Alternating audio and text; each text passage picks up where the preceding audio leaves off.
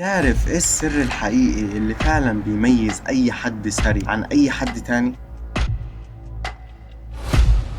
تعرف ايه السر الحقيقي اللي بيميز اي حد ناجح عن اي حد تاني؟ فعلا ده السر اللي بيغير كل حاجة، وهو الجراءة يا جماعة. قوة القلب. كل ما كان عندك قوة قلب بطلت تتكسف من الناس، بطلت تحط اراء الناس اولويات عليك، بطلت تشوف ان انت من المفترض تنجح في معايير معينة. يعني انا عندي كتير من اصحابي، واكيد كتير من اصحابكم اللي هم بتلاقيهم نفسهم ينجحوا، وبالليل بيقعدوا يفكروا وانا هنجح وهعمل واسوي وهبني مشاريع وي وي وي، وتاني يوم ما بيعملوش اي حاجه. بيصحوا تاني يوم ولا كانه في حاجه اتحكت اليوم اللي قبله. ده ببساطه لان الافكار اللي في راسك واللي هي فيها كتير منها افكار ناجحه مش هتحصل لو انت ما كنتش جريء بالقدر الكافي. ناس كتير دخلت وقالت لي ما شاء الله عليكي يا بنتي، مع انك لسه صغيره وبتدرسي، بس انتي بتعملي لنفسك براند. ربنا يوفقك يا رب.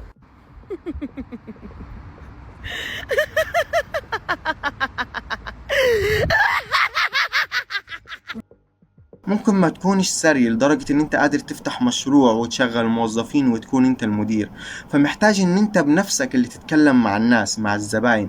محتاج تتحمل قرفهم، محتاج تتحمل الكلام اللي هتاخده، محتاج تسمع كلمة لا كتير، تسمع كلمة مرفوض، تسمع تريقة من حد من اهلك، تسمع تريقة من اصحابك. ما تبقاش الشخصية الناجحة اللي انت بتبنيها. الشخصية الناجحة اللي في دماغك شخصية ذو كاريزما، شخصية من المفترض ان هي لما تمشي الناس بتهيبها. لكن الطريق عشان توصل للشخصية دي مش مليء بالكاريزما والهيبة زي ما انت مفكر، بل مليء بالذكاء، مليء بطرق التحايل، مليء بطرق ان انت من المفترض مش في المرحلة دي انت هتوظف موظفين هم اللي هيشيلوا الاعباء دي عنك. لكن كتير من الناس اللي حلمهم فقط بالثراء الزائف او بانهم ما يتعبوش عشان يوصلوا للثراء، بيكون ده طريقهم الاول، انهم يفكروا.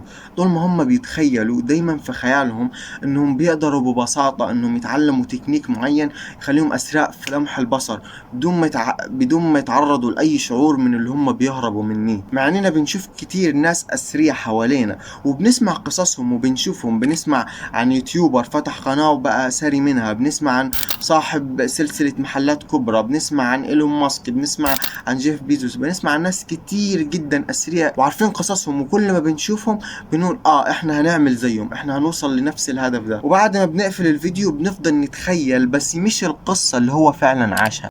Stress doesn't come from hard work. Stress primarily comes from not taking action over something that you can have some control over. So stress comes from ignoring things that you shouldn't be ignoring. احنا بنحذف حتت من القصة احنا مش عايزين نعيشها. القصص اللي هو اتعرض فيها الاحراج، اتعرض فيها الفشل، اتعرض فيها الاهانات من اهله، اتعرض فيها لكل انواع الانتقادات اللي موجهة له من المجتمع. وبعد كده بنرسم القصة المثالية في خيالنا، لان احنا الناس المثاليين اللي اكيد مش هتواجهنا نفس المشاكل دي. واحنا فعلا مش بتواجهنا نفس المشاكل، بتواجهنا مشاكل تانية بتبقى اسوأ، وبتبقى مشاكل صعبة قوي بالنسبة للبيئة اللي فعلا محوطنا احنا، سواء كنت مولود في بيئة فقيرة او اهلك بينتقدوا الحاجة اللي انت بتعملها، او صعب عليك حتى ان انت تعمل الحاجة دي. فهنا وهنا بالذات بتبدأ تحس ان الحياة مقفلة قصادك انت بالذات، انت بالذات اللي الحياة حاطة قصادك عوائق انت مستحيل ان انت تتخطاها. يا جماعة الشخص اللي عنده جرأة، لو قدرت توسعوا معايا من خيالكم تقدروا تفهموا ان الشخص ده يقدر يكسر حدود المستحيل، ويقدر بمنتهى البساطة ان يدخل مليون انترفيو من غير ما يكون خايف من نظرة الشخص اللي هو بيعمل معاه مقابلة شخصية، من انه يترفض، من خوفه من الرفض.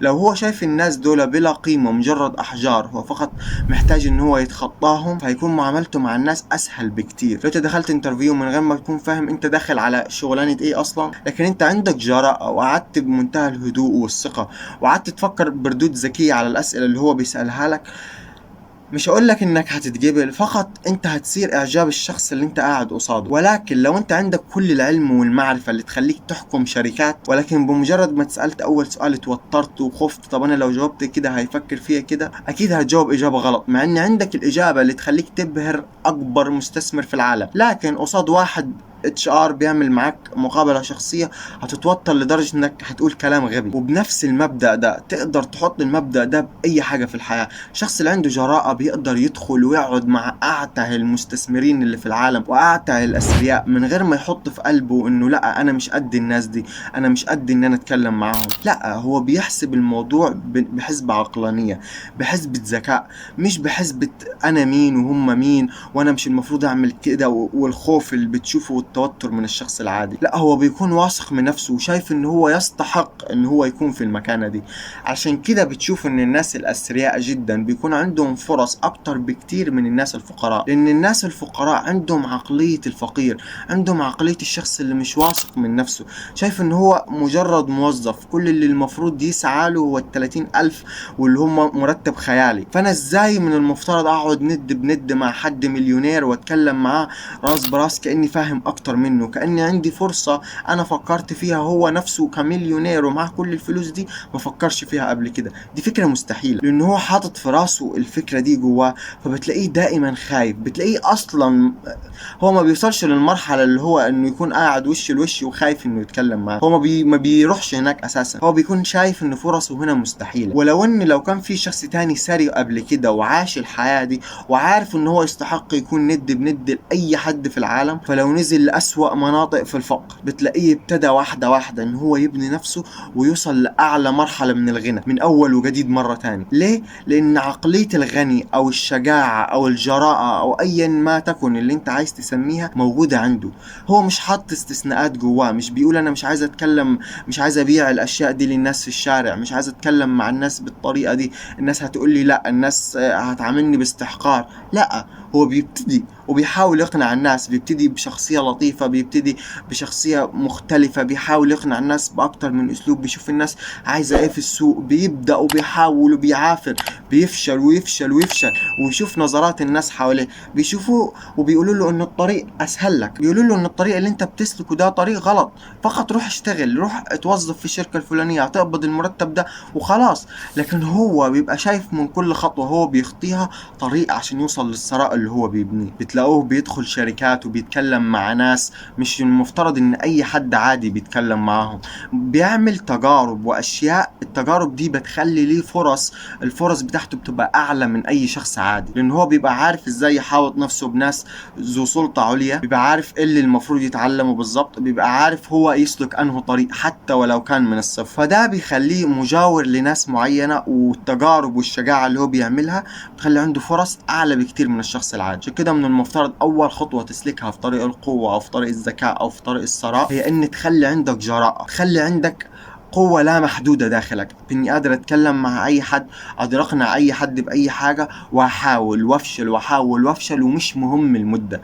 مش اقول انا عايز اكون ثري في مدة سنة عشان انا نفسي اجيب العربية اللامبورجيني اللي انا بفكر فيها وخلاص. والاغلبية الناس بتفكر في العقلية دي، بتفكر ان انا عايز اكون ثري في مدة سنة، وان انا مش هاخد التجارب دي اللي انا شايفها تجارب مخيفة او هتعرضني لمشاعر انا خايف منها، وبعد كده ترسم سيناريو خيالي في دماغها وتعيش في السيناريو الخيالي ده للأبد، لكن بدون ما تاخد أي خطوة في أرض الواقع، لأنهم عارفين أو لأنهم جربوا حتى إن هم ياخدوا أول خطوة في أرض الواقع، وطبعا مروا بأي شعور من المشاعر اللي هم كانوا مستنين إن هم يتجنبوها. ولأن في كتير من الناس اللي على السوشيال ميديا اللي مدركين إن في ناس كتير اللي بتسعى لتحقيق أهدافهم اللي زي الثراء وغيرهم، هم مستعدين يعملوا أي حاجة عشان يوصلوا لأهدافهم دي بدون ما يمروا بالمشاعر الصعبة اللي هم مش عايزين يمروا فيها.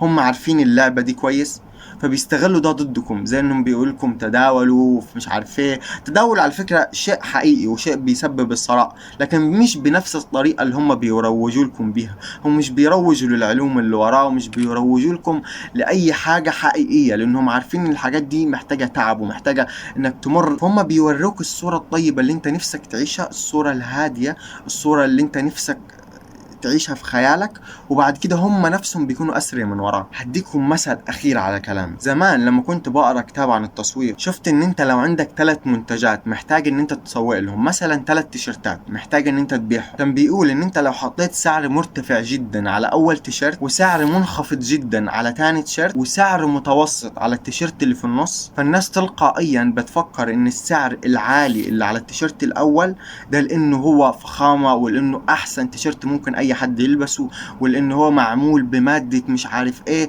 مع انه تيشيرت عادي. والسعر الرخيص جدا اللي على التيشيرت الاخير، واللي هو نفس التيشيرت اساسا، الناس بتكون مفكرة ان هو ماركة وحشة وان هو مصنوع بطريقة وحشة وان هو مش تيشيرت يصلح. ولكن التيشيرت اللي في النص واللي سعره مثالي واللي هو اكيد مصنوع بطريقة جميلة، بس مش تضاهي التيشيرت الاولاني ولا الثاني اللي هو رديء. فعلشان كده بتلاحظ ان الناس كلها بتتجه للتيشيرتات اللي بتبقى متوسطة السعر او للمنتج. احنا خدنا التيشيرتات كمجرد منتج، فدي طريقة عشان تخلي الناس تشتري المنتج اللي انت عايز تبيعه لهم، مش اللي هم بينقوه بعينيهم. هم بيكونوا فاكرين ان هم بيشوفوا كل حاجة بعينيهم، بس هم فعليا بينقوا المنتج اللي انت بتخليهم يختاروه. ولما اتعلمت المعلومة دي في وقتها حسيت ان انا اكتشفت كنز، مع انها كانت معلومة بديهية. خططت الخطة والمشروع معين كان في بالي، والمشروع ده كان ناجح بشكل كبير جدا. وعايز اقول لكم ان بعدها بسنة المشروع ده اتعمل ونجح بشكل خرافي. كنت قادر اعمله، والمشروع ما كانش متكلف راس مال، لكن كان متكلف ان انا انزل في السوق وسط الناس اللي محوطاني من كل جهة، وفي وقت معين يعني يكون زي عيد او زي مكان يكون فيه مليان ناس، واجيب ترابيزة واجيب المنتجات واجيب وطرق عرض معينة في بالي. كنت شايف ان المنتجات دي هتتباع في تكة، لكن انا ما كانش عندي الجرأة اطلاقا ان تخليني اعمل الحاجة دي. بعدها بسنة في العيد شفت ان المنتج ونفس الافكار اللي كانت في راسي بس بمنتجات مختلفة اتعملت ونجحت وجابت كمية فلوس هائلة. ان المقولة اللي بتقول ان انت لو بتجري ورا الفلوس عمرك ما هتوصل لها، ولو انت مبعد عن الفلوس فهي بنفسها اللي هتجري وراك. المقولة دي صحيحة لسبب واحد: معظم العظماء اللي في التاريخ اللي حاولوا يوصلوا للثراء او للقوة او للنفوذ او لايا يكن، اللي حاولوا يسعوا لها، دايما ما بيعرفوش يوصلوا لحدود السلطة اللي هم كانوا يتمنوها. لكن الناس اللي كان هدفهم الرئيسي ان هم يثبتوا نفسهم عرفوا يوصلوا للثراء اللي هم بيتمنوه. زي إيلون ماسك اللي كان نفسه يثبت ان افكاره ممكن تنجح في الواقع، عرف يثبت كده. جيف بيزوس اللي كان عايز يبين لنا ان المنتج اللي هو كان ثوري في وقتها ممكن انه ينجح، اثبت كده. الرسامين والفنانين وكل العظماء اللي في التاريخ اللي كان هدفهم الاساسي ان هم يثبتوا نفسهم، كان عندهم الجراءة والشجاعة الكافية اللي تخليهم يحاربوا اي حاجة بتقف في وشهم. وعلشان كده هم قدروا يوصلوا لمرحلة من الثراء ومن القوة مش اي حد يقدر يوصلها. اتوقع وصلت رسالتي عزيزي المشاهد.